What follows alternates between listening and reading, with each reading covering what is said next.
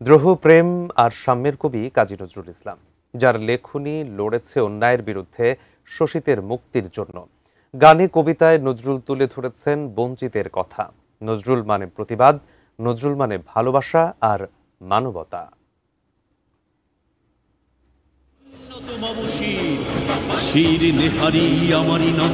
বাংলা সাহিত্যের বিদ্রোহী সুর কাজী নজরুল ইসলাম শুধু কবি নন, তিনি ছিলেন সৈনিক, সঙ্গীতজ্ঞ, সাংবাদিক, সর্বোপরি মানবতার পূজারী। অত্যাচারীর খড়গ কৃপান ভীম রণভূমের অনিবে না, বিদ্রোহী রণক্লান্ত, আমি সেই দিন হব শান্ত।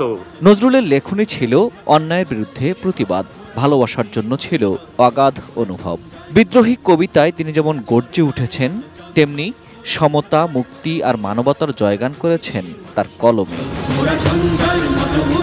ধর্ম, বর্ণ বা জাতিভেদের ঊর্ধ্বে উঠে নজরুল লিখেছেন সাম্যের গান, যে সাম্যের গান আজও প্রেরণা দেয়। জীবনের এক পর্যায়ে অসুস্থতা থামিয়ে দিয়েছিল বিদ্রোহী কবিকে। 29 আগস্ট 1976 চিরদিনের মতো থেমে যান দ্রোহের কবি। ঢাকা বিশ্ববিদ্যালয়ের মসজিদের পাশে চিরনিদ্রায় শায়িত নজরুল, তার কণ্ঠ আজও জেগে আছে দ্রোহে, প্রেমে। কবর দিও ভাই। Ferdous Rahman, ATN news, Dhaka.